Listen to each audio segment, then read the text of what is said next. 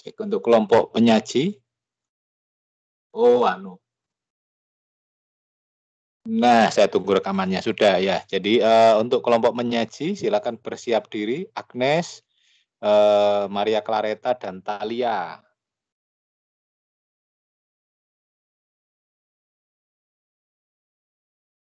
Ini belum di share screen ini.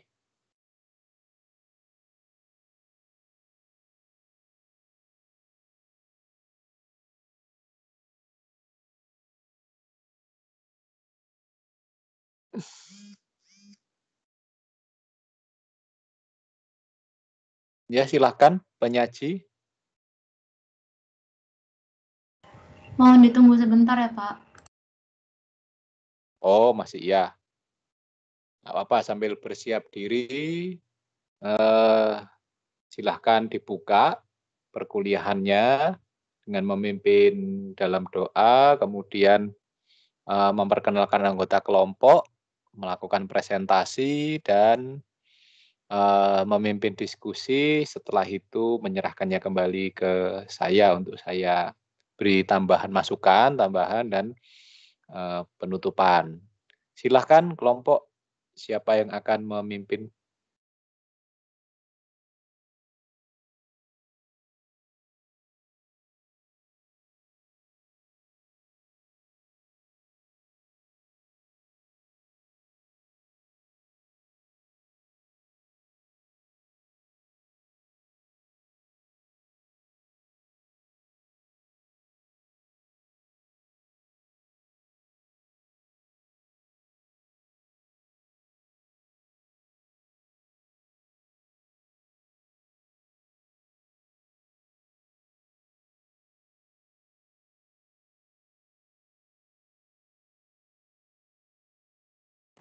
Apa PPT-nya sudah masuk ya, Pak?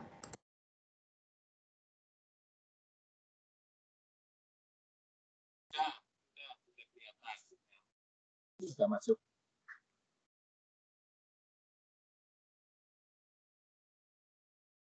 Warnanya hijau.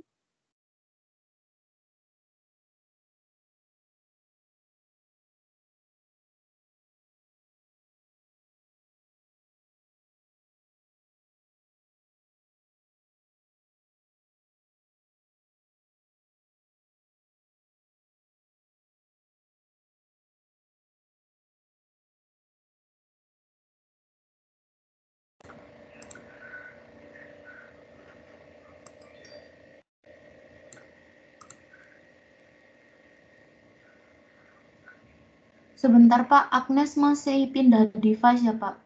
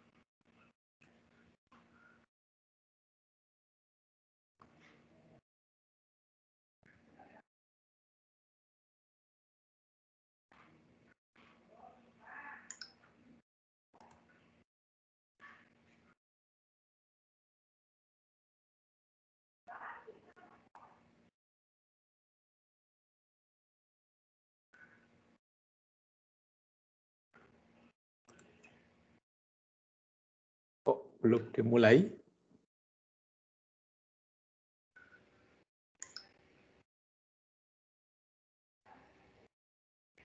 Baik. Nah, ini Agnes sudah muncul, Talia ada, tinggal nunggu Clareta ini. Ya, silakan. Clareta apa sudah masuk ya?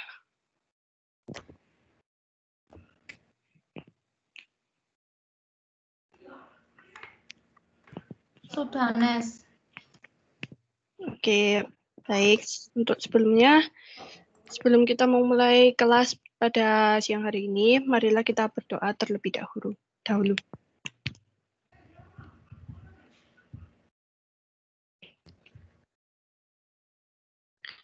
Baik. Untuk Talia bisa di-share screen kan? Oh, ternyata belum masuk ya share screen-nya. Iya.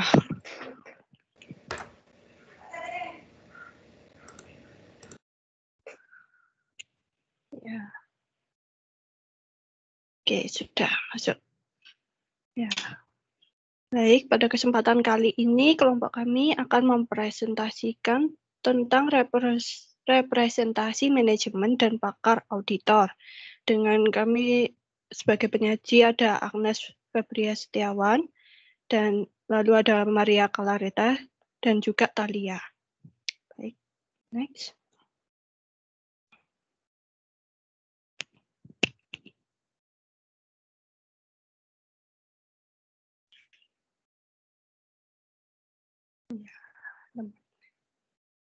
Oke, yang pertama di presentasi kali ini akan membahas yang pertama representasi manajemen, lalu yang kedua pakar auditor, lalu yang ketiga studi kasus. Yang pertama representasi manajemen. Bisa lanjut. Nah, untuk pengertian dari representasi manajemen, dalam PSA nomor 17 standar audit seksi 333 dikatakan bahwa representasi manajemen merupakan bagian dari bukti audit yang diperoleh auditor, namun bukan merupakan pengganti bagi penerapan prosedur audit yang diperlukan untuk memperoleh dasar memadai bagi pendapat auditor atas laporan keuangan. Nah, dijelaskan pada SA 200 bahwa bukti audit adalah informasi yang digunakan auditor dalam mengambil kesimpulan yang mendasari opini auditor. Jadi selama audit berlangsung, manajemen membuat banyak representasi bagi auditor, baik secara lisan maupun tertulis. Nah, representasi yang tertulis itu harus dalam bentuk surat representasi yang diajukan kepada auditor. Ya, oke. Nah, dalam hubungannya dengan audit laporan keuangan yang disajikan, sesuai dengan prinsip akuntansi yang berlaku umum di Indonesia, beberapa representasi tertentu itu memiliki hubungan dengan beberapa hal, yaitu yang pertama ada laporan keuangan, yang kedua ada kelengkapan informasi, dan yang ketiga ada pengakuan, pengukuran, dan pengungkapan. Nah, di dalam laporan keuangan bisa dilihat dari pengakuan manajemen mengenai tanggung jawabnya untuk menyajikan laporan keuangan secara wajar, posisi keuangan, hasil usaha, dan arus kas sesuai dengan prinsip akuntansi yang berlaku umum di Indonesia. Lalu ada keyakinan manajemen bahwa laporan keuangan disajikan sesuai dengan prinsip akuntansi yang berlaku umum di Indonesia. Next. Lalu pada bagian kedua, yaitu kelengkapan informasi, bisa dilihat dari keyakinan manajemen bahwa laporan keuangan disajikan sesuai dengan prinsip yang berlaku umum di Indonesia.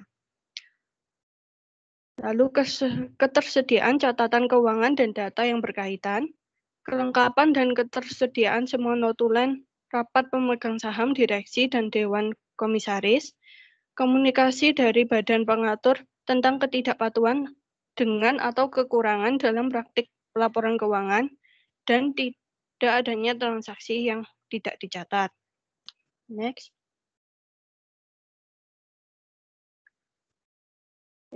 Pada bagian ketiga yaitu pengakuan, pengukuran, dan pengungkapan.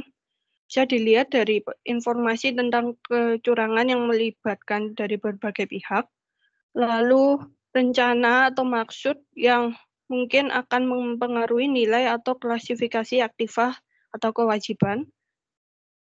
Terus ada informasi mengenai transaksi antar pihak yang memiliki hubungan istimewa dan piutang atau utang antar pihak yang memiliki hubungan istimewa. Lalu jaminan tertulis atau lisan yang menyebabkan entitas memiliki utang bersyarat. Lalu estimasi signifikan dan pemusatan material yang diketahui oleh manajemen yang harus diungkapkan sesuai dengan peraturan yang berlaku. Bisa next. Dan 5 yang terakhir ada pelanggaran atau kemungkinan pelanggaran hukum atau peraturan yang dampaknya harus dipertimbangkan untuk diungkapkan dalam laporan keuangan atau sebagai dasar untuk mencatat rugi bersyarat.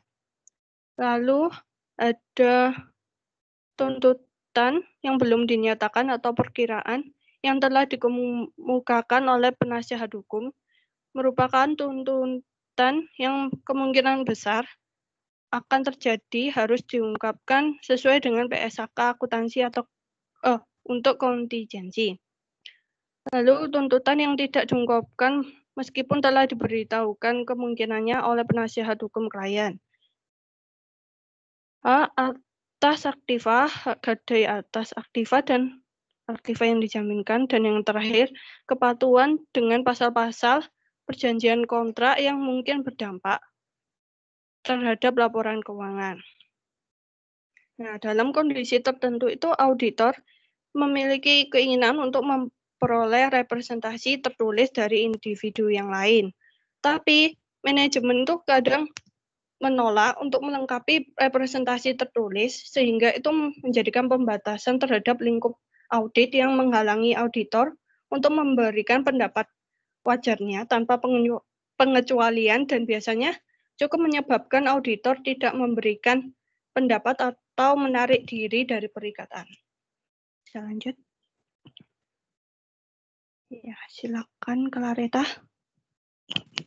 Selanjutnya adalah pakar auditor. Definisi dari pakar auditor adalah suatu individual atau organisasi yang memiliki keahlian dalam suatu bidang selain akuntansi atau auditing yang bekerja dalam bidang yang digunakan oleh auditor untuk membantu auditor tersebut dalam memperoleh bukti audit yang cukup dan layak. Selanjutnya adalah penentuan kebutuhan pakar auditor. Terdapat beberapa hal yang mungkin diperlukan oleh seorang pakar auditor untuk membantu auditor. Yang pertama, pemahaman tentang entitas dan lingkungan termasuk pengendalian internal. Yang kedua, mengidentifikasi dan menilai risiko-risiko kesalahan penyajian material. Yang ketiga, menentukan dan menerapkan respon menyeluruh untuk menilai risiko di tingkat laporan keuangan. Yang keempat, merancang dan melaksanakan prosedur audit lebih lanjut untuk merespon risiko yang telah ditentukan pada tingkat asersi. Dan yang kelima, mengevaluasi kecukupan dan ketepatan bukti audit yang diperoleh. Next. Peran dan tanggung jawab auditor dan juga pakar auditor. Kesepakatan tentang peran dan tanggung jawab auditor dan pakar auditor terdiri dari yang pertama melakukan pengujian rinci atas data sumber, yang kedua membahas temuan atau kesimpulan akhir pakar auditor, dan yang ketiga memberikan informasi kepada pakar auditor atas kesimpulan tentang pekerjaan pakar auditor. Next. Selanjutnya adalah sifat, saat, dan luas prosedur audit. Sifat, saat, dan luas prosedur auditor akan bervariasi tergantung pada kondisi. Dalam menentukan sifat, saat, dan luas prosedur tersebut, auditor harus mempertimbangkan beberapa hal. Di antaranya, sifat dari hal yang berkaitan dengan pekerjaan pakar, risiko kesalahan penyajian material dalam hal yang berkaitan dengan pekerjaan pakar, signifikansi pekerjaan pakar dalam konteks audit, apakah pakar tersebut menjadi subjek kebijakan dan prosedur mutu firm auditor, dan yang terakhir pengetahuan dan pengalaman auditor. Kompetensi, kapabilitas, dan objektivitas. Auditor perlu mengevaluasi apakah pakar auditor memiliki kompetensi, kapabilitas, dan objektivitas yang diperlukan untuk tujuan auditor. Next.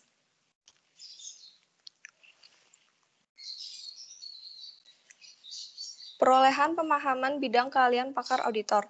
Auditor harus memperoleh suatu pemahaman yang cukup tentang bidang keahlian pakar untuk memungkinkan auditor dalam Yang pertama, menentukan sifat, ruang lingkup, dan objektivitas pekerjaan pakar untuk tujuan auditor.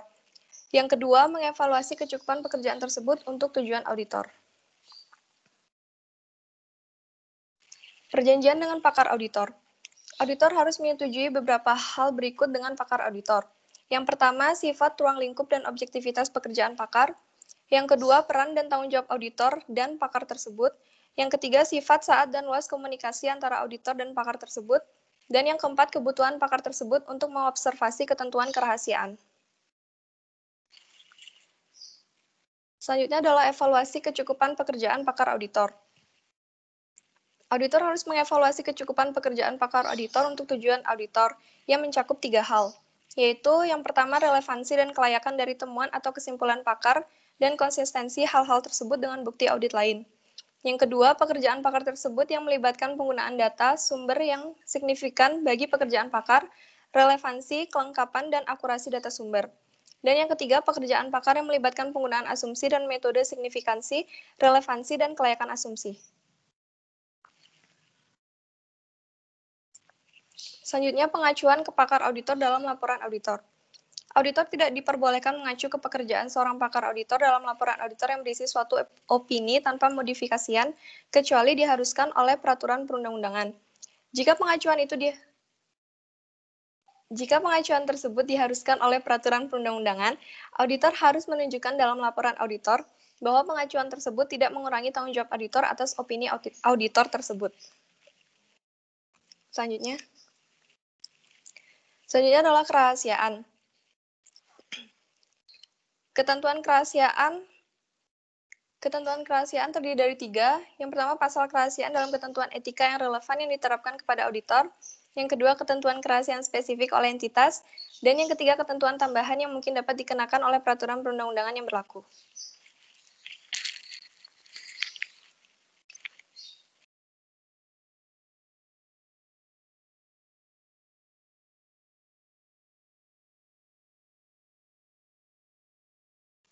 Mic-nya, Tal. Sebentar.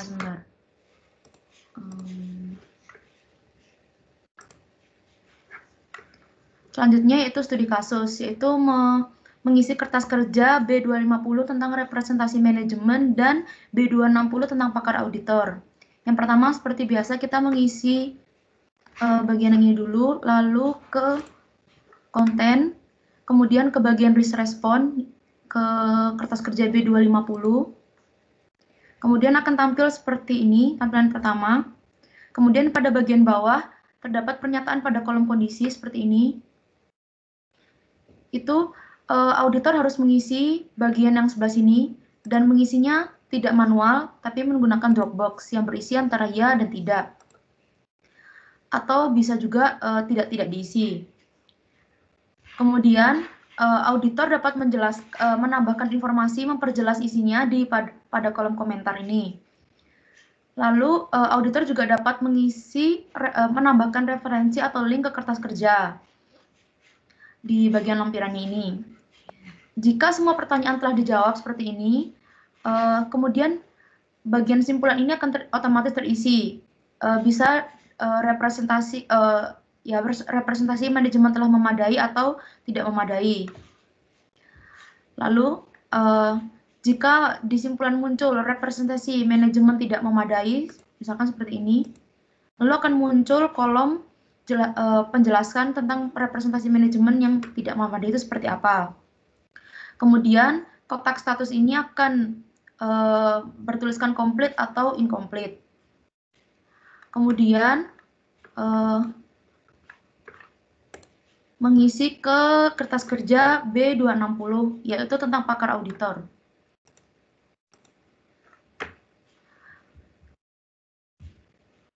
Jadi, kertas kerja B260 tentang pakar auditor ini digunakan untuk mengidentifikasi atas penggunaan pakar auditor dalam pengujian suatu akun. Berdasarkan standar audit 620, prosedur yang harus dicakup oleh auditor adalah sebagai berikut. Yang pertama, penentuan kebutuhan pakar auditor. Kedua, evaluasi atas kompetensi, kapabilitas, objektivitas. 3, ruang lingkup pekerjaan pakar audit. Dan 4, evaluasi kecukupan pekerjaan pakar. Lalu ketika sudah di tampilan seperti ini, auditor mengisi ini. Apakah auditor menggunakan pakar auditor? Misalkan jawabannya tidak, maka tidak perlu ada apa-apa lagi, jadi selesai. Tapi kalau misalkan ya, akan muncul beberapa informasi-informasi yang harus diisi oleh auditor seperti ini. Kemudian yang pertama, auditor tuh harus mengisi ini, nama pakar, bidang keahlian, akun pengungkapkan, dan siapa yang mengikat kontrak dengan pakar. Semua ini diisi manual. Kemudian ada pertanyaan ada 4 bagian, 1, 2, 3, dan 4. Bagian yang pertama itu bagian yang penjelasan ini auditor juga diisi secara manual. Jadi yang bagian pertama itu untuk penentuan kebutuhan pakar auditor. Kemudian yang bagian kedua yaitu evaluasi atas kompetensi, kapabilitas, dan objektivitas. Yang ketiga tentang pemahaman bidang keahlian dan perjanjian dengan pakar auditor. Dan yang terakhir yaitu evaluasi kecukupan pekerjaan pakar auditor. Kemudian di bagian akhir yaitu simpulan ini, menurut auditor untuk tujuan audit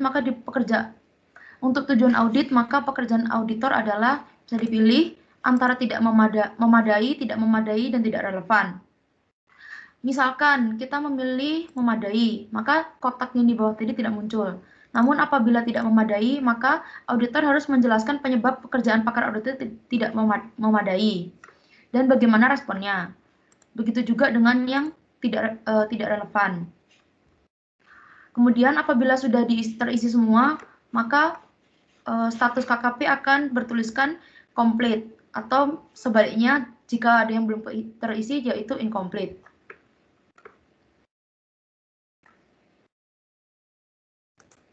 Baik, kembali sekian presentasi dari kami. Untuk pertanyaan silahkan raise hand dulu.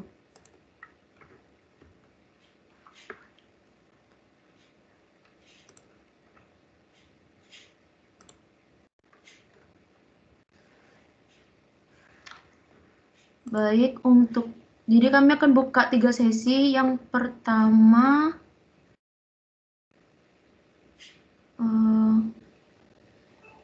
silakan Tan Yemima.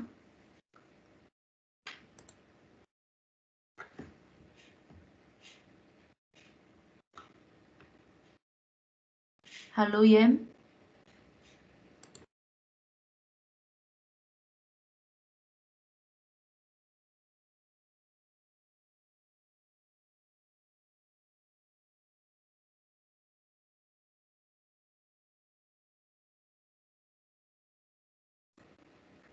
Baik, untuk Tan Yemima.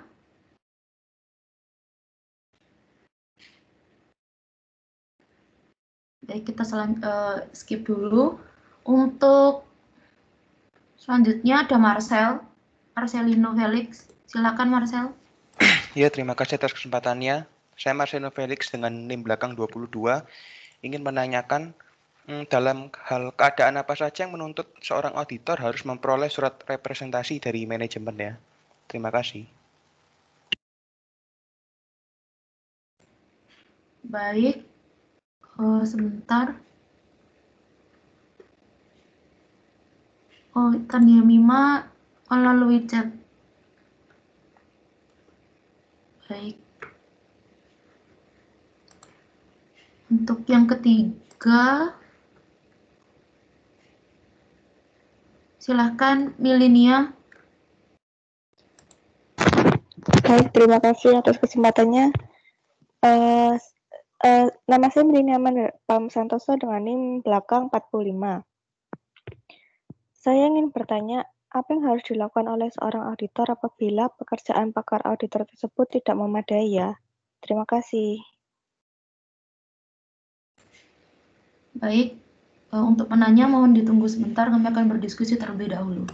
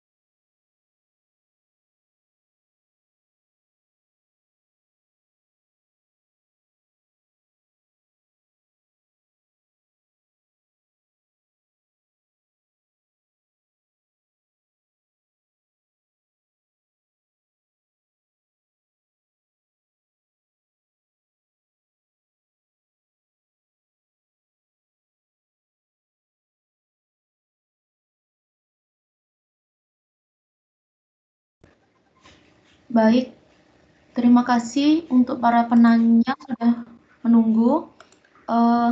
Yang pertama, saya akan menjawab pertanyaan dari Marcel. Dalam keadaan apa yang menuntut untuk memperoleh surat representasi manajemen?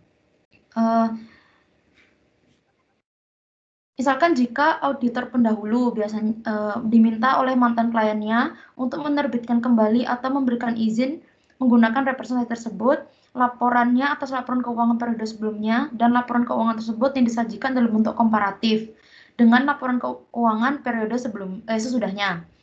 Auditor pendahulu harus memperoleh surat representasi yang telah dimutakhirkan oleh manajemen dari mantan kliennya tersebut. Jadi apabila auditor sebelumnya diminta oleh klien sebelumnya menerbitkan kembali. Jadi seperti itu, baru surat representasi yang telah dimutakhirkan itu dapat diperoleh seperti itu. Apakah menjawab, Saudara Marcel? Ya, baik. Terima kasih. Terima kasih kembali.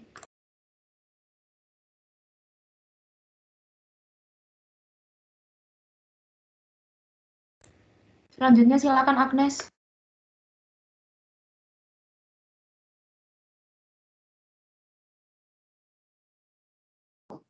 Ya, baik. Saya akan menjawab pertanyaan dari Saudari Yenima.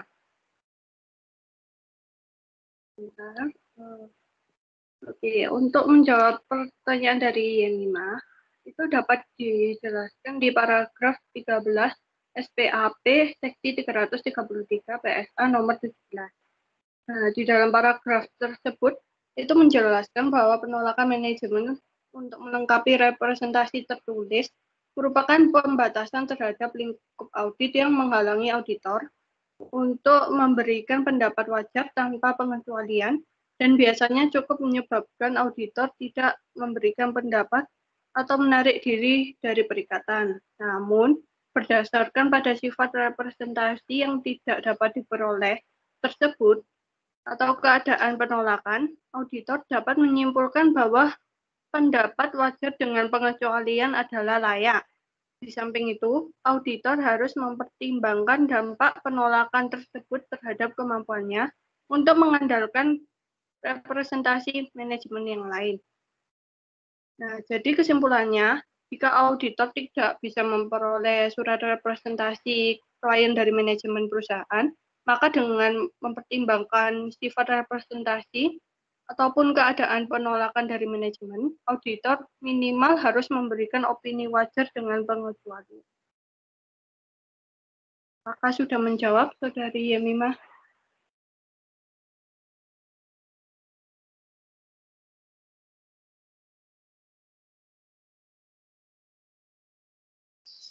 Baik, selanjutnya saya akan menjawab pertanyaan dari Melinia.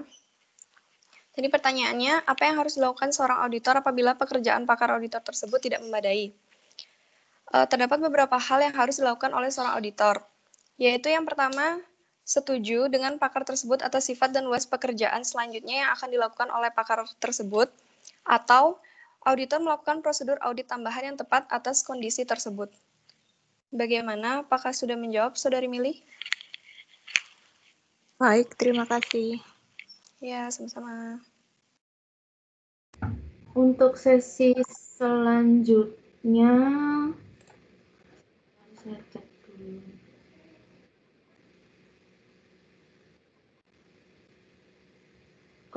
Silakan Saudara Hendri Gunawan. Terima kasih atas kesempatannya. Saya Hendri Gunawan dengan NIM 1218114.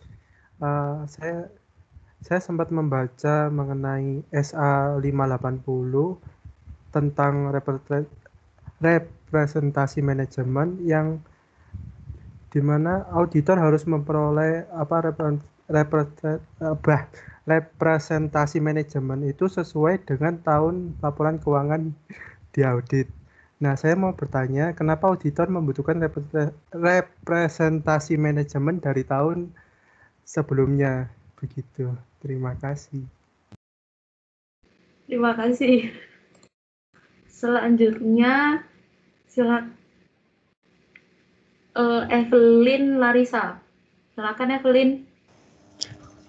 Terima kasih kelompok untuk kesempatannya. Saya Evelyn dengan NIM 1218.007 ingin bertanya, dalam bentuk apa perjanjian dengan pakar auditor itu dibuat? Terima kasih. Terima kasih. Selanjutnya,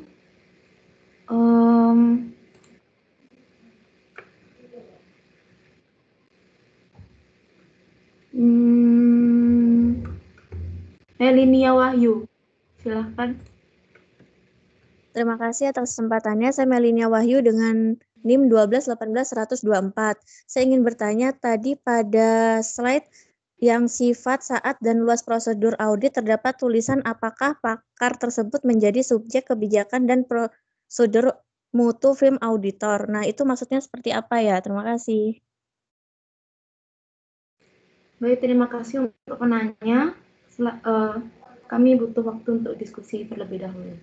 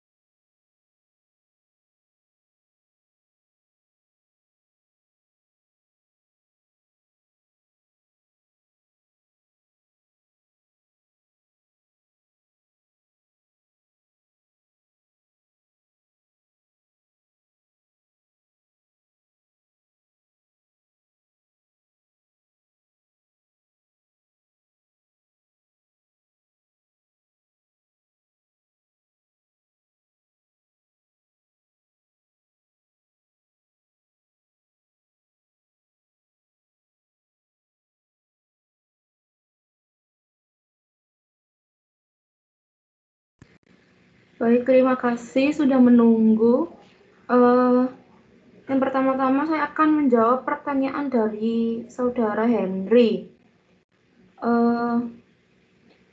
Surat representasi manajemen itu kan bukti tambahan yang termasuk penting kan untuk auditor. Nah, fungsinya itu untuk mengetahui kejadian sebelum proses audit yang sekarang. Nah, isi dari surat representasi itu salah satunya kan dokumentasi jawaban dari manajemen atas peristiwa yang terjadi selama periode tersebut dan aspek-aspek lain tentang audit. Jadi, auditor yang sekarang itu bisa mempertimbangkan isi dari surat representasi manajemen itu dengan kenyataan yang ada di lapangan dalam membuat audit. Jadi seperti melihat dari bagaimana manajemen yang sebelumnya dengan kenyataannya di lapangan seperti apa. Apa menjawab ya, Henry? Iya, terima kasih kelompok. Baik, saya akan menjawab pertanyaan dari Saudari Evelyn Larissa.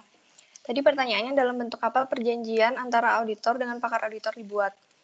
Jadi perjanjian antara auditor dengan pakar auditor itu seringkali dibuat dalam bentuk surat perikatan. Perjanjian tersebut memuat daftar hal-hal yang dipandang perlu untuk dimasukkan ke dalam surat perikatan.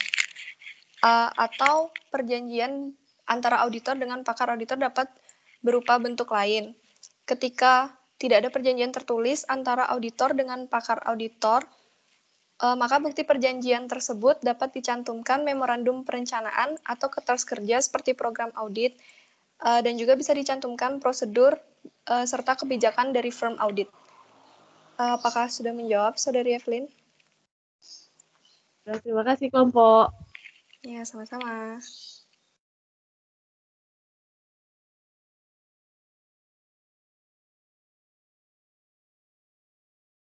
Ya, untuk menjawab pertanyaan dari Melinia, kami sudah diskusi tadi, tapi kami belum menemukan jawabannya. Jadi kita akan tampung terlebih dahulu. Gak apa-apa ya, Melinia? Mohon maaf. Yang Ya, baik.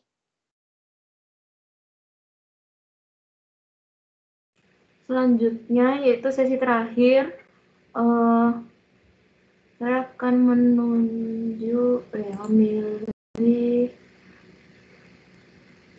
Saudara Gio. Terima kasih atas kesempatannya. Saya Georgius dengan NIM belakang 12. Saya mau bertanya, tadi kan sempat dijelasin kalau ada saat-saat tertentu di mana auditor itu membutuhkan representasi dari individu selain manajemen.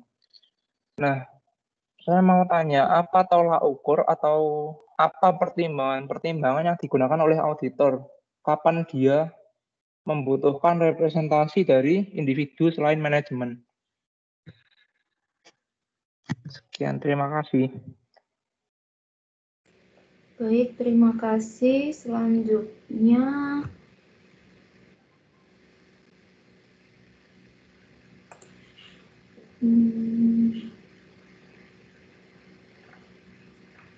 Sylvia boleh. Baik, terima kasih atas kesempatannya. Saya Sylvia dengan NIM 1218132.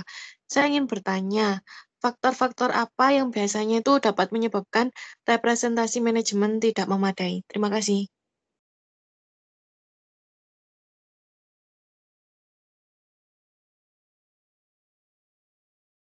Baik, terima kasih. Kami akan berdiskusi terlebih dahulu.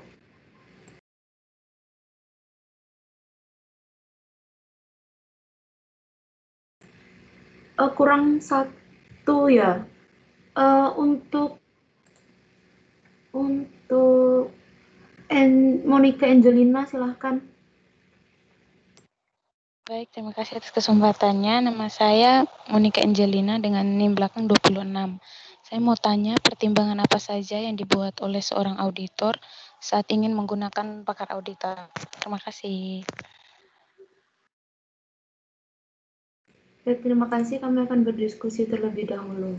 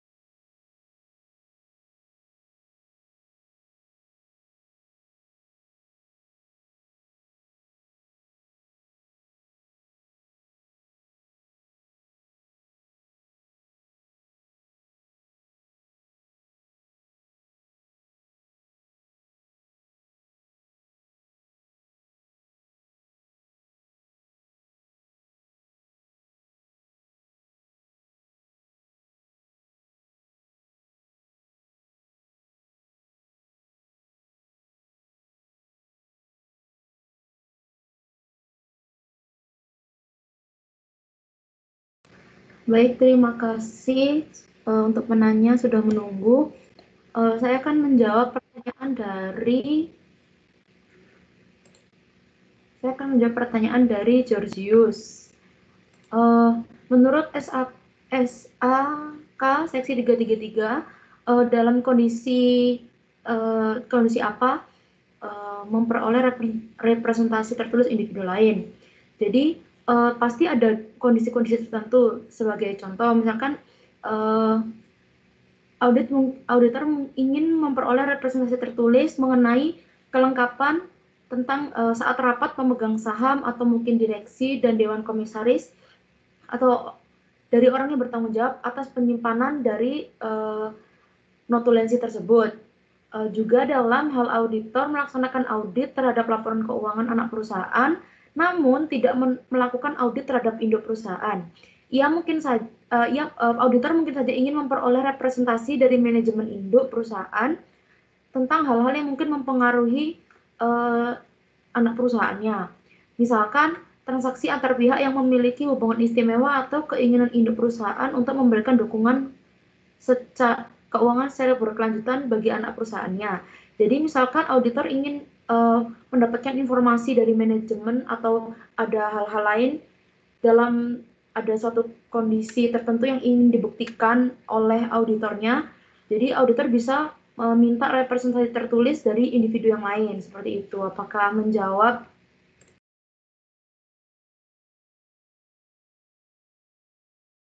Iya, sudah cukup menjawab. Terima kasih kelompok.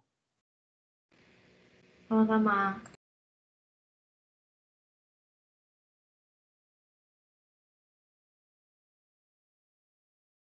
Baik, saya akan menjawab pertanyaan Sylvia tadi ya. Untuk pertanyaan Sylvia,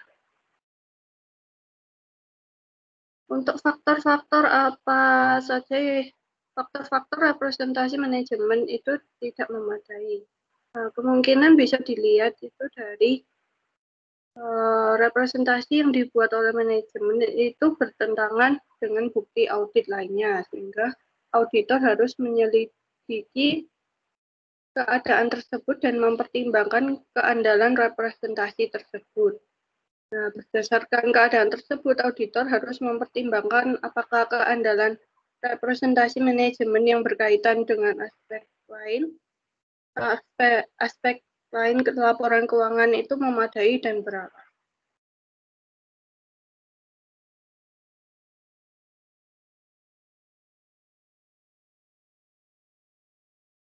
Apakah sudah Terima menjawab kasih. Ya? Sudah, terima kasih. Baik, saya akan menjawab pertanyaan dari Monica.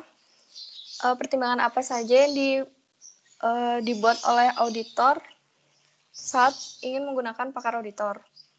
Jadi terdapat beberapa hal pertimbangan yang akan diputuskan oleh auditor saat akan menggunakan pakar auditor.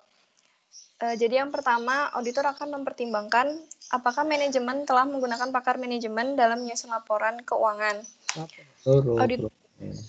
Auditor juga akan mempertimbangkan sifat dan signifikansi dari hal tersebut, termasuk kompleksitasnya.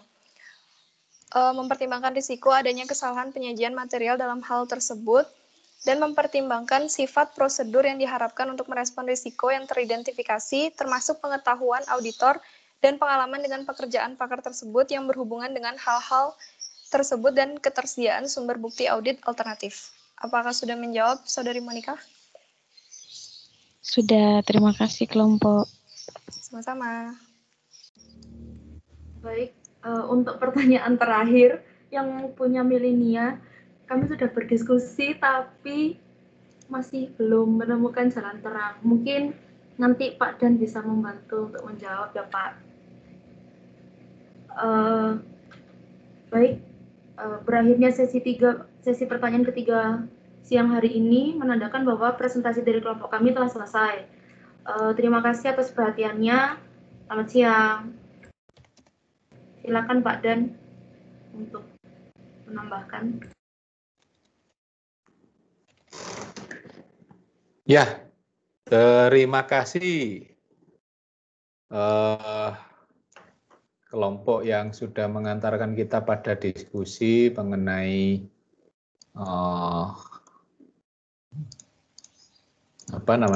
tentang representasi manajemen dan pakar audit. Jadi apa yang sudah disampaikan kelompok ini jadi ini saya sebelum masuk ke materinya ya, membahas ke makalah dan presentasinya. Presentasinya dalam artian PPT-nya menarik karena kemudian tidak terlalu bertele-tele gitu ya. Tapi kemudian ada yang saya jadi bingung itu di makalahnya. Di makalahnya itu kok masih ada komen-komen yang lain, kemudian kok seperti ini, ya nggak apa-apa sih, maksudnya ya tapi kan kok gimana ya, masih belum siap lah makalahnya, itu masih ada banyak kekurangan dan dalam tanda petik ini ya kesalahan, tapi it's okay. Yang penting kan substance over form, substansi mengatasi bentuk, walaupun ya memang kemudian akhirnya nilainya menjadi tidak maksimal karena saya menganggapnya makalahnya belum siap gitu, belum siap kirim. Sudah terjadi revisi sebenarnya, pertama kali dikirim oleh Thalia, terus kemudian direvisi oleh Agnes. Tapi ternyata setelah saya buka nggak terlalu banyak sih bedanya. Jadi ya nggak apa-apa sih. Tapi itu jadi pembelajaran bahwa yang dikirim adalah yang benar-benar siap gitu ya. Tapi ya it's okay lah gitu ya. Mohon maaf Pak, dan saya boleh bertanya Pak. Untuk komen itu komen yang seperti ada garis menunjukkan ke sisi sebelah kanan lembaran itu Pak ya?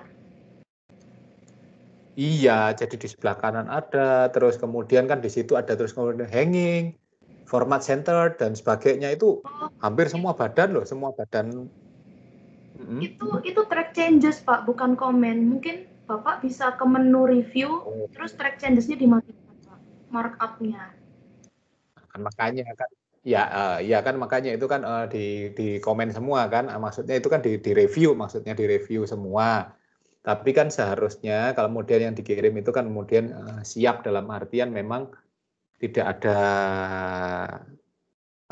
tidak perlu ada komen-komen itu semua. Tapi ya nggak apa-apa, makanya saya katakan it's okay, itu kan masalah teknis saja. Tapi kesiapan untuk melakukan presentasi itu termasuk kesiapan makalah yang dikirimkan, gitu maksud saya. Jadi tidak kemudian masih harus dibebani oleh saya periksanya jadi seperti 2 kali gitu ya, ada yang salah terus kemudian saya periksa, tapi enak juga karena kemudian itu jadi panduan gitu, jadi panduan, oh sudah ada di sini, oh ini saya tinggal ngelanjutin di bawahnya aja gitu ya.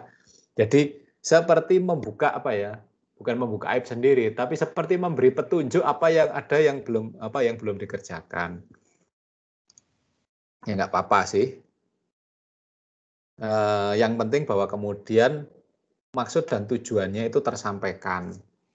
Nah, kelompok ini memang kemudian sudah menyampaikannya dengan baik gitu ya, baik kemudian apa itu yang namanya secara teori ya, representasi dari manajemen, terus kemudian apa itu pakar auditor, termasuk juga kemudian bagaimana mengerjakannya di dalam atlas. Memang tidak terlalu sulit, karena kan semuanya drop down semua gitu ya, semua jawabannya ya tidak, terus kemudian ada tidak kelengkapannya dan sebagainya. Mungkin tidak terlalu sulit, tapi bukan masalah sulit atau tidak sulit, tapi bahwa kemudian yang namanya representasi klien dan kemudian pakar auditor itu bukan sesuatu yang common, artinya bukan sesuatu yang umum dalam audit. Karena di sini ada peristiwa khusus yang kemudian meminta bahwa kemudian harus ada representasi atau pakar auditor. Walaupun secara umum representasi klien itu sudah pasti dimintakan oleh auditor. Dalam hal apa? Dalam hal kemudian siapa yang bertanggung jawab dalam hal penyusunan laporan keuangan dan kepada TCWG, kepada SOP dan sebagainya. Nah, tapi itu kan yang ya katakanlah hal yang apa ya business as usual saat kita ditanya kemudian siapa yang bertanggung jawab di manajemen di urusan keuangan, siapa yang kemudian bertanggung jawab untuk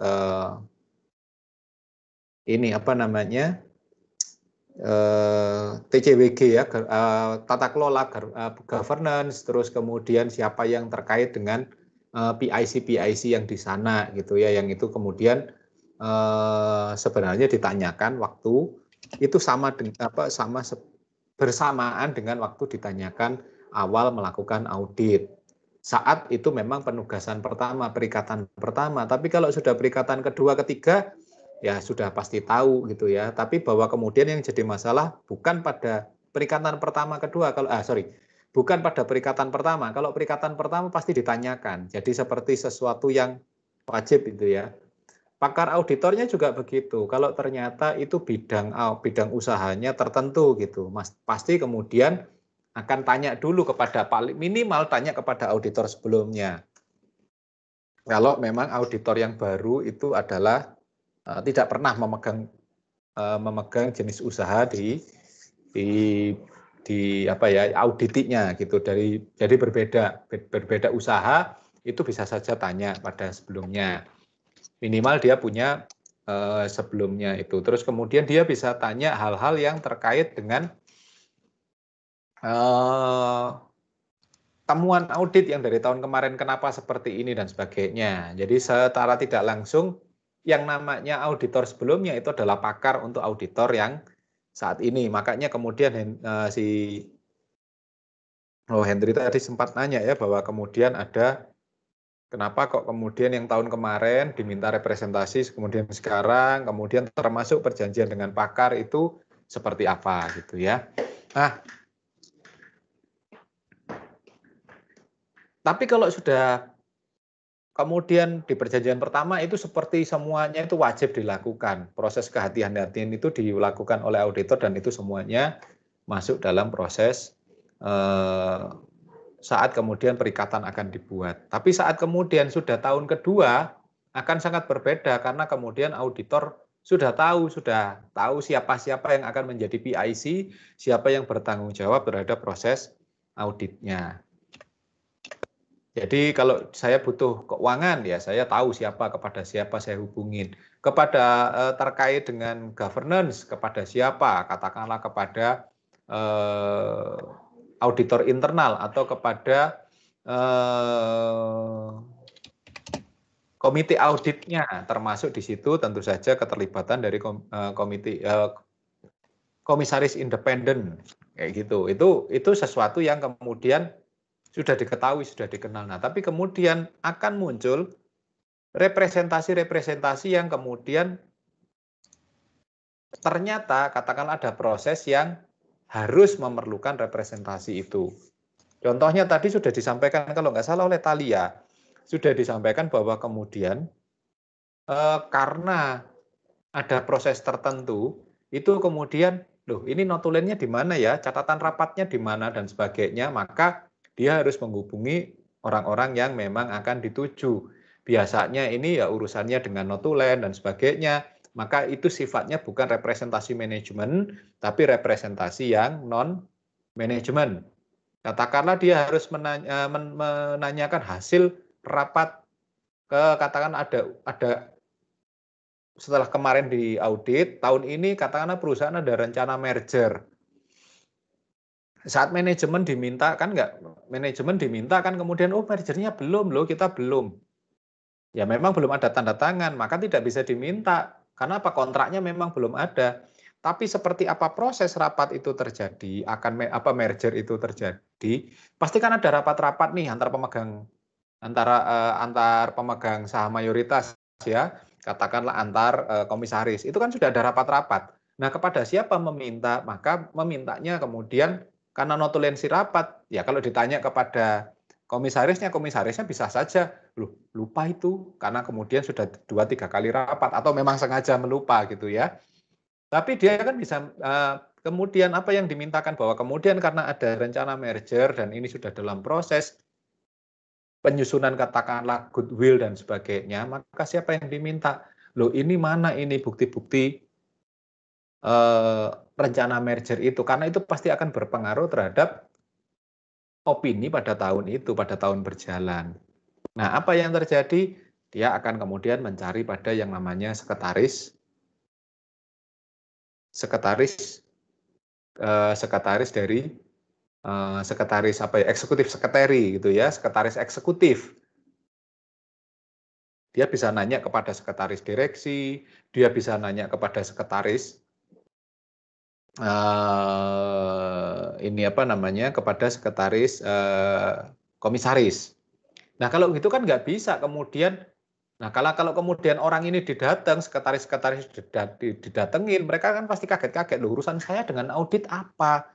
Saya lo nggak pegang uang, saya tidak membuat laporan keuangan, saya lo tidak kemudian berurusan dengan transaksi. Urusan saya dengan surat menyurat. Loh iya, itu yang dimintakan representasi tentang bahwa kemudian surat-suratnya sudah tertata dan sebagainya, kemudian surat-suratnya itu pre-number dan sebagainya bernomor, terus kemudian ada kelengkapan tanda tangan, karena apa itu urusan dengan keputusan yang sifatnya sangat material bagi perusahaan, itu yang dimintakan. Kalau itu kemudian memang harus meminta surat representasi bukan pada manajemen tapi pada individu. Jadi kalau di awal representasi pasti dimintakan. Pakar minimal dia sudah punya pakar adalah auditor sebelumnya saat kemudian itu penugasan pertama. Tapi kalau saat sudah berjalan kan ya kemudian harus apa ya? Harus cari gitu kalau kemudian loh ada kemarin itu tidak ada rencana merger, tidak ada apa, ya kita contohkan kasusnya merger ya, tahun ini merger. Maka ya jadi kerja 2 kali itu auditornya. Selain dia mengaudit as usual bisnis pada pekerjaan umumnya, termasuk apa? Termasuk karena kemudian rekomendasinya tahun kemarin tentang perubahan itu sudah dijalankan atau tidak, itu tinggal nanya TCWG, kan sudah pasti. Tapi bahwa kemudian ada rencana ke depan yang harus tahu auditor karena itu terkait juga dengan opininya dia, contohnya yang tadi itu ada rencana merger atau rencana akuisisi perusahaan yang lain atau kita akan diakuisisi, itu kan pasti akan berubah laporan opininya dari yang tahun kemarin, sangat berubah. Nah itu yang perlu digali, kepada siapa dia mencari representasi. Surat pernyataan bahwa semuanya sesuai dengan prosedur, semuanya sesuai dengan ADART. Kalau ditanya tentang, kalau kemudian ADART nanyanya kepada akuntannya, ya akuntannya ya pasti bengong, ADART. Emangnya aku ini urusan legal? Emangnya aku ini urusan dengan surat menyurat? Ya enggak tahu. Terus kemudian legalitasnya seperti apa? Ya salah satunya bisa aja merger, bisa akuisisi, kita akan di merger, kita akan diakuisisi ya, auditinya, bukan kita ya, dalam hal ini adalah auditi, atau kemudian kalau ada tuntutan hukum, maka yang ditanya siapa? Ya tim legal. Kalau urusan hukum, dia kemudian ketemu tim legal, sudah ketemu dengan tim legal yang di dalam perusahaan itu ngurusin masalah litigasi, tuntutan dan sebagainya, dia kan nggak tahu nih masalah hukum, auditornya. Ya harus cari yang namanya pakar. Pakarnya siapa? Ya pakar hukum yang kemudian dia kontrak untuk membaca apakah tuntutan hukumnya itu sudah sesuai, pasal-pasalnya sudah pas dan sebagainya, termasuk kalau itu berurusan dengan sejumlah uang, ya itu kan harus dimintakan. Paling tidak kalau seperti merger akuisisi kan harus ditanyakan ke notaris, layak nggak nilainya? Taksasinya pantas nggak? Economic value-nya pantas nggak? Ya dia kan nggak bisa kemudian dikira-kira sendiri, karena auditornya bukan pakar hukum, dia nanya kepada pakar hukum. Makanya ya kalau yang namanya kantor-kantor besar, ya KAP besar, itu di situ pasti akan apa? Minimal yang daily activity dia ada auditor. Terus kemudian ada pakar, ada kemudian pajak pajak. Itu kan ya sudah hubungannya. Tapi kemudian pasti ada orang legal di dalam. Bahkan ada yang punya, loh kok bisa ya notaris itu kerja di kantor akuntan publik? Ya iyalah, kan butuh. Notarisnya buka kantor sendiri. Tapi terus kemudian kenapa dia bergabung di kantor akuntan publik? Ya karena apa? Ada hal-hal yang sifatnya notariat yang akuntan sendiri nggak bisa ngerti. Seperti apa transaksi jual beli, ya kaitannya dengan merger, akuisisi, dan sebagainya, yang itu melibatkan uang gede. Ya iya harus terlibat, harus melibatkan. Makanya pada kantor-kantor tertentu itu sampai punya notaris. Malang ini yang punya contohnya itu yang saya tahu itu Aksin, KAP Aksin. KAP Aksin itu punya notaris. Punya pakar perdata, hukum perdata. Siapa ya? Pak Aksin sendiri. Dia akuntan publik, tapi dia kemudian juga punya gelar S2, S3, sampai doktornya itu di bidang hukum. Dia juga punya praktek notariat. Oh kan, makanya itu kalau kita ngomong katakanlah KAP Aksin dan rekan itu seperti one stop shopping. Di sana mau apa aja ada. Ya, karena Pak Aksin yang kemudian ya hobi aja sekolah, terus kemudian hobi dengan mengambil gelar-gelar yang lain di luar gelar akuntannya. Sehingga apa? Beliau sendiri bisa kemudian melayani hal-hal itu. Jadi beliau sendiri bisa jadi pakar karena memang ya kalau ditanya cuma S1, ya orang nanya akan, oh sekolah fakultas hukum cuma S1. Nah beliaunya enggak ya, Pak Aksin ini S2, S3-nya punya bidang di luar bidang akuntansi. Nah kalau yang gede-gede, nggak usah Big Four lah, kita yang di Surabaya yang gede-gede ya, itu pasti punya kemudian pakar hukum. Bahkan kemudian apa sekarang, untuk kemudian taksasi, untuk yang kemudian penilaian aset dan sebagainya, ya kemudian mereka juga punya tenaga appraisal untuk penilai. Kalau apa nanti urusannya dengan likuidasi, urusannya dengan penjualan aset dan sebagainya, mereka punya, tidak perlu menyewa pakar. Nah orangnya ini apa? Orangnya juga terlibat dengan, dia punya kantor sendiri ya, kantor appraisalnya sendiri, tapi dia juga bergabung dalam bagian KAP. Jadi apa ya, kalau bahasa Jawanya endong indit, kalau apa ya kita ngomong itu kan jadi satu gitu ya, ngeblend jadi satu, kerjasama antar pakar itu, antar profesional. Nah itu ya ini juga menjawab dengan pertanyaan saat kapan ya, saat itu, saat kemudian ada kebutuhan-kebutuhan yang memang itu di luar kemampuan profesi akuntansinya, harus bekerja sama dengan orang lain, dengan pakar, dan pakar itu banyak. Terus kemudian kalau ternyata perusahaannya sedang jalan, ya auditinya yang diperiksa oleh KAP-nya itu mengalami permasalahan, katakanlah dengan katakanlah dia pabrik yang terkait dengan hutan, maka dia harus juga auditornya saat kemudian melihat melakukan valuasi ekonomi, melakukan kemudian depresi, melakukan apa dan sebagainya, kan nggak bisa sendiri, ilmunya kan terbatas. Maka dia pasti cari orang yang paham. Ya dia akan nggak tahu menghubungi pakar siapa, yang kemudian biasanya ya ya bisa aja sesama dosen atau memang praktisi yang di bidang kehutanan. Ya cari itu, nanya ini gimana dampak akuntansinya dan sebagainya. Dikontrak. Kontraknya jelas-jelas, tidak hanya sekedar MOU, seperti perikatan. Jadi antar tenaga ahli itu ada cara perikatannya sendiri. Ya semacam kontrak kerja yang itu sifatnya memang temporer, tidak kemudian jangka panjang, tidak kemudian bergabung. Nah, kayak begitu. Itu bagaimana sebenarnya representasi manajemen dan pakar auditor itu saling satu dengan yang lain saling terkait dan saling berelasi, saling membutuhkan.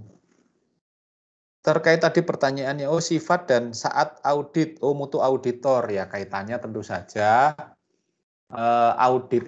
auditor itu kan bukan hanya dia menjamin terhadap opininya, tapi yang namanya mutu audit itu adalah terhadap bagaimana dia melengkapi proses auditnya. Nah, salah satunya yang dibutuhkan dalam melengkapi proses audit itu adalah kebutuhan terhadap pakar tadi, salah satunya, ada banyak sebenarnya. Nah, itu saat kemudian kapan kemudian auditor harus meyakinkan bahwa dia itu mutunya terjamin, mutu auditnya itu, mutu pekerjaan auditnya itu memang berkualitas, memang kemudian bisa dipenuhi, ya kemudian dia salah satunya kalau memang butuh pakar, ya dia butuh pakar, tidak kemudian dikarang sendiri, diaudit sendiri. Nah, saat apa? Saat memang dia membutuhkan. Jadi enaknya omong kalau di auditor itu bukan Superman yang kemudian dia tahu semuanya, bisa semuanya, terus kemudian dia bisa mengerjakan semuanya. Dia membutuhkan bantuan orang lain juga. Nah, itu hal-hal yang terkait dengan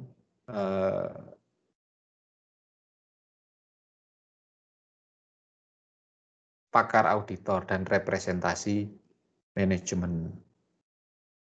Nah, oke, bagaimana kalau ternyata manajemen menolak? Itu tadi sudah dijawab ya oleh siapa tadi, Thalia atau siapa tadi ya, yang bahwa kemudian yaitu akan menurunkan grade, ya kemudian ya pasti tidak akan berani karena menolak melakukan, kalau manajemen menolak memberikan representasi, dia tidak mau tanda tangan bahwa tidak ada fraud dan sebagainya, dan kemudian bertanggung jawab terhadap laporan keuangan dan sebagainya, tidak tanda tangan, ya bisa saja mundur dari perikatan. Tapi kalau mundur dari perikatan kan harusnya itu representasi kan di awal. Ya kan dia sudah tahu kalau kemudian manajemen tidak mau tanda tangan tapi terus masih lanjut di perikatan, berarti kan memang auditornya nekat. Ya sudah, kalau nggak mau ya sudah, kita tolak pekerjaan itu. Tapi bahwa kemudian di tengah jalan ada representasi yang kita tambahkan, kita mintakan lagi, tapi kemudian manajemen menolak, ya sudah, kita akan mengaudit sebatas yang kita sudah rencanakan, sedangkan hal-hal yang kemudian ternyata ada hal yang perlu kita ketahui, kita perlu tambahkan, katakanlah ternyata ada pihak berelasi yang terus kemudian kita harus ke sana dan kemudian melakukan audit tambahan terhadap pihak berelasi, dan ternyata manajemen nggak mau tanda tangan, tidak mau memberikan representasi, ya sudah, berarti kan itu minimal pengecualian. Pengecualian terhadap apa? Terhadap transaksi-transaksi terhadap pihak terkait. Jauhnya lagi apa? Bukan hanya wajar dengan pengecualian, bisa saja kemudian sebenarnya wajar laporan keuangannya, tapi karena pembatasannya begitu luas, pengaruhnya pervasif, pengaruhnya itu sangat material, pervasif itu ya, sangat material, ya bisa saja kemudian auditor tidak memberikan opini. Karena apa? Karena dia tidak yakin terhadap keseluruhan laporannya, karena ada pihak berelasi yang kemudian tidak terlaporkan atau selama ini ditutupi untuk tidak terlaporkan. Apakah itu bentuknya SPV, Special Purpose Entity, SPI, atau kemudian itu hubungan berelasi yang tidak terungkap sejak dari awal. Nah, itu yang kemudian bisa mengurangi opini auditor. Oke, nah ternyata terus kemudian milenial ada yang tanya, bagaimana kalau pakar auditor tidak memadai? Ya kan pekerjaannya kan memadai, tidak memadai, dan apa tadi satu lagi ya. Nah, ya kalau tidak memadai ya tentu saja bisa kemudian mencari second opinion. Tapi karena kalau yang pakarnya tadi sudah dikontrak, ya gimana kalau ternyata pekerjaannya tidak memadai, tidak terpenuhi dan sebagainya. Tidak terpenuhi itu kan bisa bisa juga karena salah mengontrak orang, atau memang karena dikontrak itu, atau sebenarnya pakarnya sudah mengerjakan dengan sebaiknya, sudah yang seperti dia harus lakukan, tapi kemudian pihak yang kemudian dinilai itu tidak memenuhi syarat, nah itu beda lagi, beda kondisi. Kalau kemudian sudah dilalui semuanya dengan baik, ya bisa saja tidak memadai. Nah itu kan tinggal kemudian diberikan catatan. Tapi kalau kemudian pakar ini katakan melakukan appraisal, tapi ternyata pihak yang di-appraise, pihak yang harusnya dinilai itu tidak kemudian terbuka, kemudian tidak memberikan izin untuk kemudian melakukan appraisal, ya kan bukan salahnya pakarnya sebenarnya melakukan penilaian, tapi bahwa dia kemudian dibatasi. Karena di situ dibatasi, akhirnya berimbas sebenarnya auditornya juga dibatasi. Ya, kalau itu kan beda lagi, maka akan beda kondisi. Itu ada pertimbangan profesional yang akan dibuat oleh auditor, apakah kemudian itu menjadi pembatasan yang kemudian pasti akan menurunkan tingkat opininya. Nah, kan itu juga tergantung kondisinya. Jadi tidak serta-merta kalau tidak memadai berarti tidak terpenuhi, ya tidak. Ada catatan-catatan yang menjadi kondisi. Kalau ternyata pakarnya yang tidak profesional, dalam artian di kontrak itu ada hal-hal yang harus dikerjakan tapi kemudian tidak bisa mengerjakan, ya salah auditornya sebenarnya, kemudian salah meng-hire orang gitu ya. Ya terpaksa keluar duit lagi untuk cari ahli lagi lain boleh kalau mau, tapi kalau kemudian dilaporkan memang kemudian yang kita minta bantuan itu ternyata tidak menjalankan fungsinya dengan baik. Nah, itu beda kemudian pertimbangan dan beda kemudian opini yang akan dikeluarkan. Oke, representasi klien tahun kemarin dan tahun sekarang sudah saya jawab, sifat audit sudah. Terus representasi individu sudah. Faktor-faktor penyebab representasi manajemen tidak memadai. Nah, kalau tidak memadai ya karena ternyata banyak yang kita mintakan representasi tertentu tidak bisa dipenuhi oleh klien. Nah, itu kan menjadi dasar juga sebenarnya. Sebenarnya kliennya mau terbuka. Auditnya itu mau terbuka, iya silahkan Anda butuh apa ini, kami butuh ini, perjanjian dan sebagainya. Tapi ternyata tidak bisa memenuhi. Jadi oke, surat perjanjian lengkap, tanda tangani. Surat kontrak utang lengkap, tapi ternyata dalam prosesnya, ternyata hubungan berelasinya, katakanlah ada penempatan dana di pihak ketiga gitu ya, sejumlah tertentu. Tapi ternyata kontrak-kontraknya nggak ada. Padahal manajemen mengatakan kontraknya ada loh, semuanya ada, oke tanda tangani bahwa kontrak itu semua ada. Tapi ternyata setelah dicek, wah lah, kalau ini kan bukan, ya ini kan hanya billet, transfer billet. Tapi di mana MOU yang kemudian penempatan dananya dengan katakanlah sekuritas tertentu? Kontraknya bagaimana? Perjanjiannya bagaimana? Berapa kemudian pengembalian? Berapa lama waktunya? Nah, kalau nggak ada kan tidak terpenuhi sebenarnya. Jadi auditor pasti kemudian akan meminta representasi klien itu selengkap mungkin. Tapi bahwa kemudian manajemen terbuka sebenarnya, oke, saya penuhin. Tapi bahwa kemudian ketidaktahuan manajemen terhadap kelengkapan dari surat-surat yang dimintakan oleh atau dokumen-dokumen yang dimintakan oleh auditor bisa saja menjadi penyebab tidak memadai. Karena apa? Bagi auditor kan nggak mau tahu auditor. Lah ini kok nggak ada? Kok ada cuma surat billet? Iya, yang penting kan kami sudah transfer duitnya. Loh nggak gitu, ini kontraknya mana, apa dan sebagainya kan lengkapannya mana? Loh kami nggak ada, kami percaya saja. Ya itu nggak memadai bagi auditor. Nah, itu faktornya bisa saja karena ketidaktahuan dari manajemen. Tapi kalau kemudian manajemen sengaja menyembunyikan, itu bisa meningkat menjadi fraud, itu kemungkinan adanya fraud, yang itu berarti auditnya akan beda, bisa jadi fraud audit. Nah, jadi faktor-faktor itu lebih banyak karena ketidaktahuan manajemen atau ketidakmampuan manajemen memenuhi representasi yang dia buat sendiri. Padahal itu kan representasi, itu kan surat pernyataan. Surat pernyataan oleh manajemen bahwa dia sudah baik dan benar dalam hal melakukan pekerjaan termasuk syarat-syarat dokumennya. Ternyata tidak bisa memenuhi itu karena apa? Karena mungkin dia tidak tahu, mungkin karena dia tidak memang sengaja menyembunyikan. Kalau tidak tahu kan itu kemudian jadi temuannya auditor untuk kemudian jadikan rekomendasi pada tahun-tahun selanjutnya. Nah, pertimbangan penggunaan pakar sudah saya jelaskan sejak dari awal tadi bahwa ya kemudian auditor itu pasti butuh orang lain untuk pekerjaan lain yang dia tidak tahu. Nah, caranya seperti apa? Caranya itu tadi bekerja sama. Katakanlah kalau di Malang sini, ini yang anak-anak MTD itu pasti terasa itu. Yang namanya di MTD itu ada salah satu yang bekerja di sana, dia juga anggota auditor di MTD, itu dia punya kantor konsultan pajak, ya Gede Arianto itu. Nah itu kan seperti dua kantor yang berbeda loh. Ini Gede Arianto itu terdaftar sebagai kantornya KAP, tapi dia punya KKP sendiri, kantor konsultan pajak sendiri.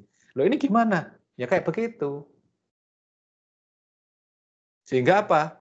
Kalau butuh pakar tentang pajak kan tidak perlu hire orang, katakanlah kalau perlu kontrak kan tidak kemudian jadi terlalu berbiaya seperti dia harus mengontrak orang lain, katakanlah kayak begitu. Karena apa? Bagian dari auditor yang ada di sana, bagian dari manajemen di dalam kantor auditor itu. Itu yang paling kelihatan di Malang itu yang saya tahu Gede Arianto itu juga adalah auditor konsultan pajak yang ada di MTD. Tapi dia juga punya kantor sendiri. Nah, itu pakar yang kemudian saling berelasi. Nah, kemudian yang lain lagi itu yang saya katakan seperti KAP Aksin itu, bahwa kemudian katakanlah butuh konsultan hukum tidak perlu, karena apa? Pak Aksinnya sendiri adalah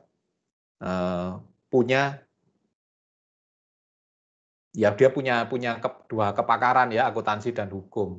Jadi satu kan jadi enak, hal-hal yang terkait dengan hukum, litigasi dan sebagainya langsung bisa jadi satu.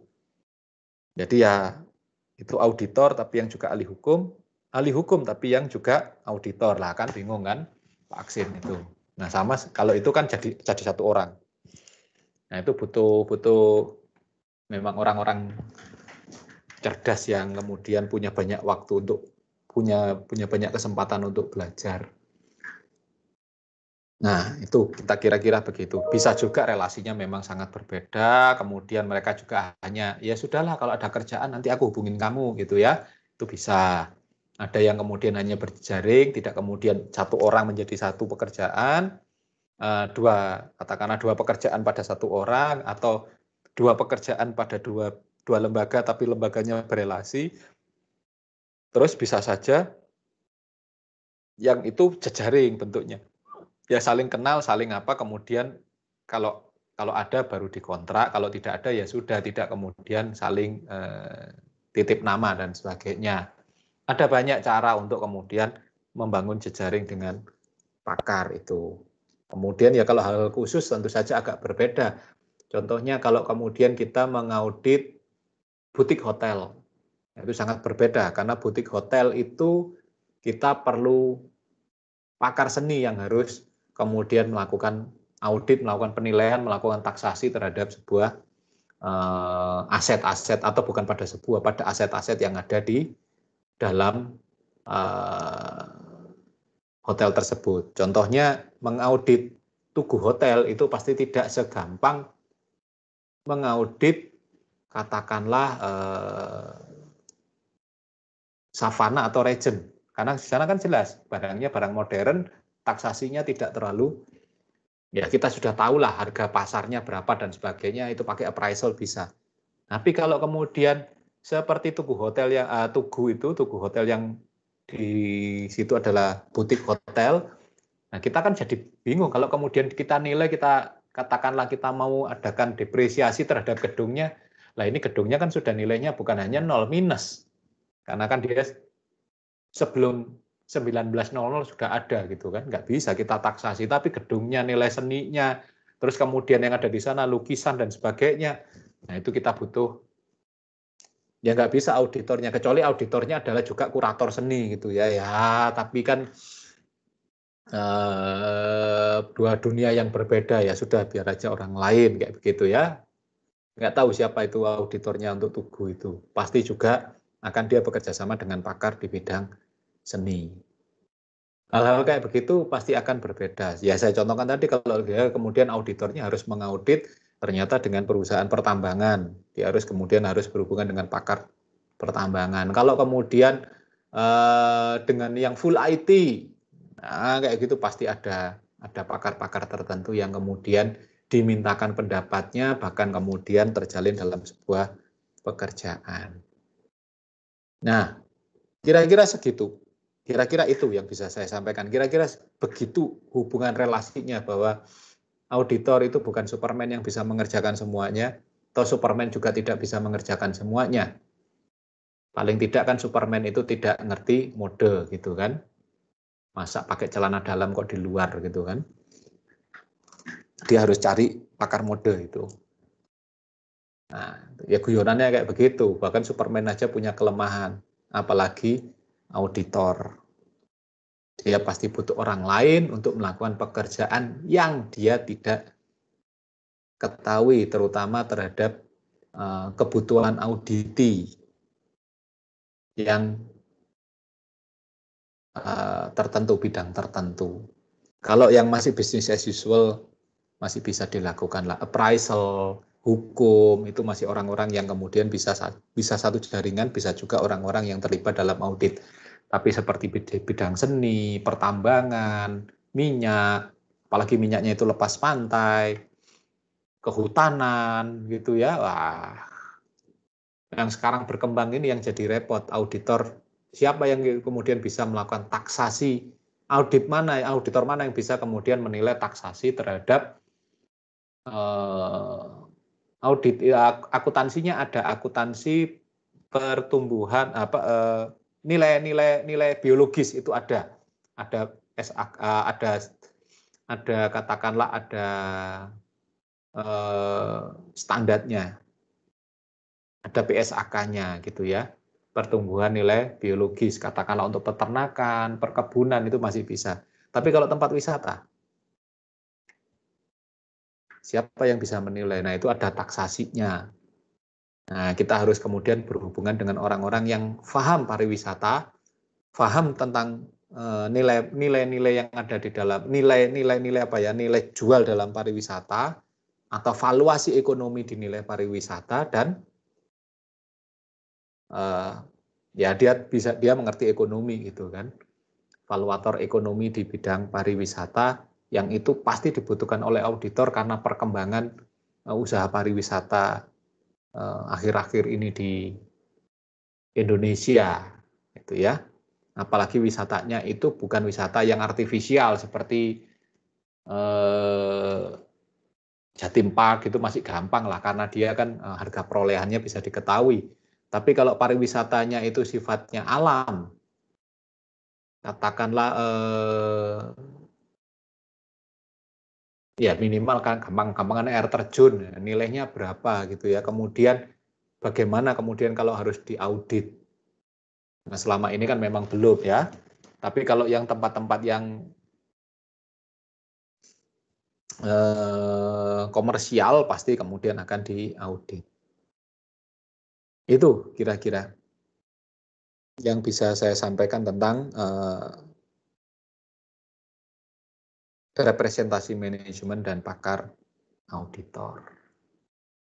Oke, ada yang mau ditanyakan dari semua yang ada di sini? Entah penyaji, entah mahasiswa semuanya.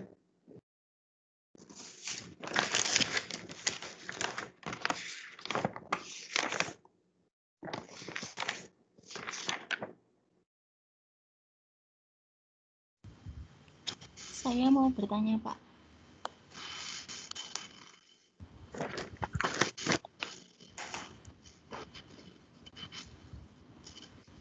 Halo.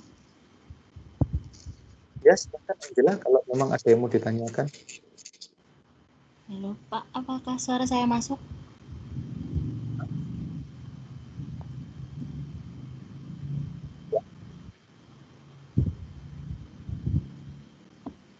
Apakah suara saya masuk ya, Pak? Sudah terdengar. Oh ya, selamat siang Pak. Saya ingin bertanya mengenai materi untuk minggu depan mengenai komitmen dan kontingensi. Nah, itu apakah ada kaitannya dengan bank itu ya, Pak? Terima kasih. Ada kontingensi. Oh, nggak harus dengan bank, ada banyak. Kontingensi itu kan bersyarat ya. Ada yang kemudian kontingensi liabilities, ada kalau kemudian terkait dengan kewajiban-kewajiban bersyarat. Ada kemudian kontingensi itu terkait dengan tuntutan hukum yang harus dipenuhi, ada banyak, tidak harus dengan bank. Tapi yang paling banyak kalau kemudian yang terjadi itu memang kontrak-kontrak dengan hutang piutang. Memang kontrak-kontrak dengan piutang itu yang ada banyak terjadi, tapi tidak melulu tentang itu. Bisa juga kemudian terkait dengan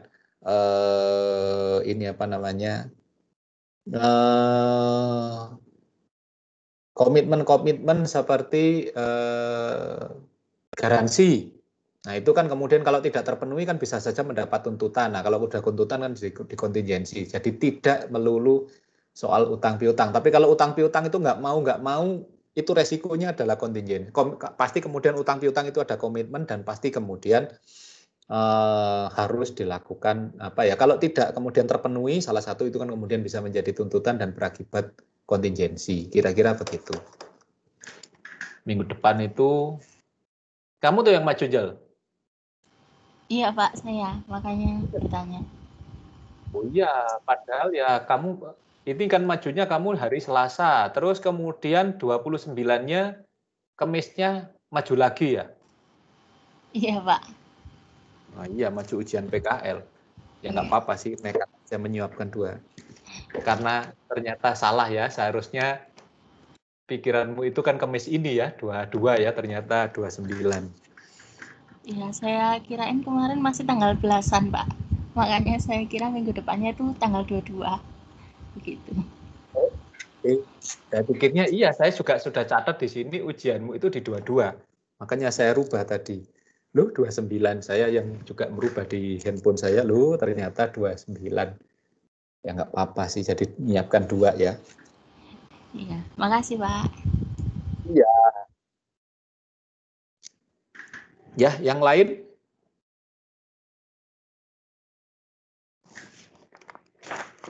Kalau tidak ada, ya bisa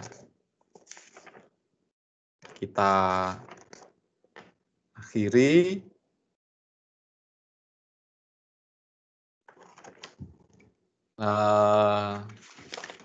Semoga bermanfaat, semoga juga menjadi pengetahuan yang baik bagi kita. Kita akan tutup dalam doa untuk mengucap syukur pada Tuhan untuk yang kita sudah dapatkan pada hari ini. Dan semoga perkuliahan Anda lancar sampai kemudian lulus di tahun mendatang, kan baru tahun depan lulusnya, karena tahun ini masih PKL ya. Ya, berdoa menurut iman kepercayaan masing-masing, dipersilahkan.